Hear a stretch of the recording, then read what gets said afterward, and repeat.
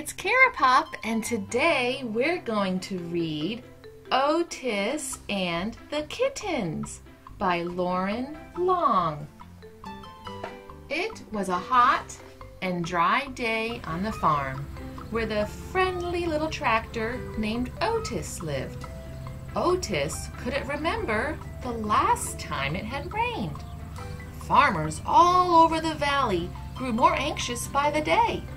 Water was in short supply, the ground was hard, and the corn stalks were half as tall as they should have been.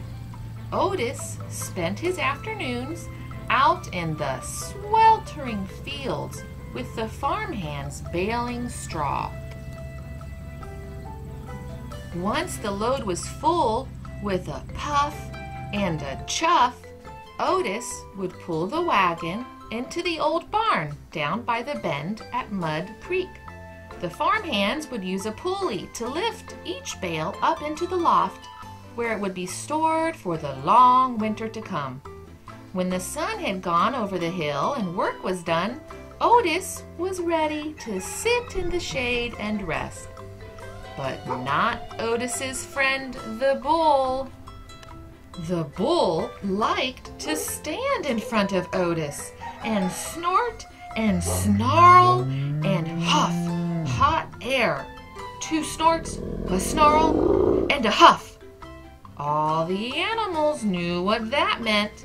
The bull was challenging Otis to a tug of war. Otis smiled. His friends were always eager to play, even after a long day of work. One duck wound the end of a rope around the bull's horns. Another duck looped the other end around Otis's steering wheel. The animals then took sides, grabbing on any way they could. Everyone pulled and tugged with all of their might. Eventually, Otis would ease up a little. He didn't care much about winning. He just liked having fun with his friends. One afternoon, when everyone was up under the shade of the apple tree, Otis spotted something moving down in the field. It looked to be an orange tabby cat. Where did she come from? Otis wondered. He watched as she ran toward the old barn, and there he saw something that caused his engine to sputter. A swirl of smoke. Otis raced to the barn, with the animals following behind. They discovered flames coming from the loft inside the old barn. A fire! The barn was filled with brittle, dry straw, and Otis knew it wouldn't take long for it all to burst into flames. Just then, the tabby cat appeared in the barn window. With a puff, puff, puffity chuff, Otis rushed into the burning barn.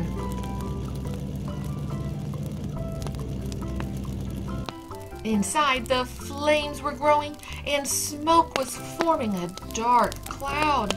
The cat was pacing back and forth, high above on a rafter. Otis chuffed for her to jump down, but the cat wouldn't budge. Instead, she stared down at Otis and belted out the loudest meow Otis had ever heard. What was she trying to tell him?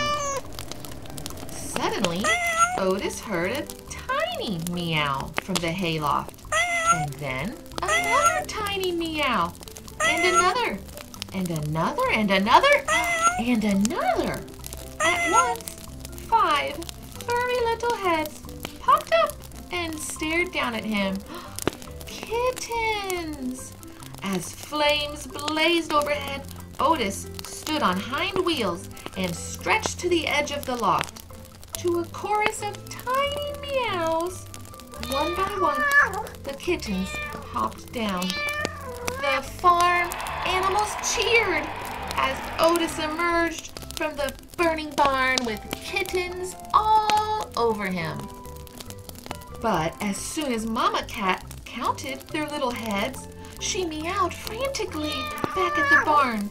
This time, Otis had no doubt what she was saying. How many more were still in there, he wondered. By then, the top of the barn was engulfed in flames, sending large plumes of smoke into the sky. Otis was afraid, but he gunned his engine, screeched his tires, and dashed back into the burning barn. Inside, the heat was growing worse, and it was hard to breathe. Otis revved his engine, and one last little head popped up, trembling from fear. Otis puffed a gentle chuff, and the kitten climbed down on top of him, hopped to his seat, leapt to the floor, and scampered out of the barn to safety. Outside, the animals cheered when they saw another kitten emerge, and they watched for Otis to follow. Inside, the flames spread by the second. Otis wheeled around to see if any more kittens were left. The old boards of the barn's floor creaked, buckled, and moaned. The walls popped. He couldn't wait another second. Just as Otis spotted the exit and raced his wheels to leave, there was a giant crash. The floor collapsed, and Otis plunged to the darkness below. Outside, the animals held their breath, waiting for their friend to emerge. Inside, Otis couldn't move. He had fallen into the cluttered lower level of the old barn, and he was covered in dust, debris, and broken planks. Stuck in the hole with the fire raging above, Otis could hardly puff a breath. Then he heard the siren of Fire Chief Douglas and the fire engine. The farmer pulled up, and Otis heard him rounding up the animals. Help had arrived. He knew he'd be fine until he heard Fire Chief Douglas holler, "Sorry, farmer, the creek's gone dry in the drought, and the water supply's too low to save this old barn. As long as everyone's safe, we'll have to let her burn." Underneath the pile of broken boards and dust, Otis couldn't see a thing or move a gasket, and his heart sank deep inside his engine. The animals had grown wild with fear. The farmer counted them one by one. They were all safe and sound. He couldn't figure out why they were acting so crazy. Suddenly, the little calf bolted for the barn door. His friends followed right behind. Inside the fiery barn, they spotted Otis stuck down in the hole, covered in boards and dust. His engine was barely running. How could they ever get him out? The bull looked up at the rafters and down at Otis. He stood in front of the hole in the floor and snorted and snarled and huffed hot air. 2 snorts, a snarl, and a huff. The animals knew just what that meant. One duck grabbed the pulley rope and wound it around the bull's horns. Another duck flew into the hole and hooked it to Otis's steering wheel. The bull snorted and tugged and snarled and pulled, but Otis didn't budge. The horse and the cow grabbed the rope behind the bull, and together they snorted and tugged and neighed and mooed and pulled, and Otis teetered ever so slightly. The little calf jumped in and tugged and bawled and pulled, and Otis raised a bit more. The puppy grabbed the rope behind the little calf, and with a fierce "arf!" tugged and pulled and growled as Otis inched upward. And then came a piercing meow, and the sound of the Fire Chief Douglas shouting, Holy moly! Otis is in there. Hold on tight, everyone. I'm here to help. Fire Chief Douglas grabbed the end of the rope and tugged and pulled and tugged. All together, the animals and Fire Chief Douglas lifted Otis higher and higher until he was suspended above the hole.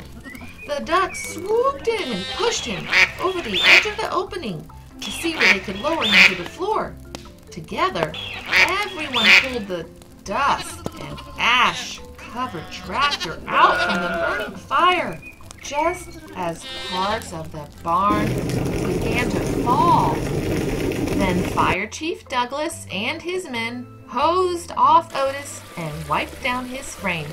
The cool water revived Otis, and everyone cheered when they heard a faint what did he chuff? It was music to their ears. The kittens jumped up on top of Otis and crawled all over him. Fire Chief Douglas laughed and said, "Farmer, what say we adopt these kittens and their mama? They'd make a mighty fine addition to our firehouse family." Otis puffed a happy chuff. He couldn't think of a better home for his new friends. The end. Well, everyone, I hope you enjoyed this new story. I just love stories about farms and farm animals. Until next time, it's Cara Pop. Keep on reading!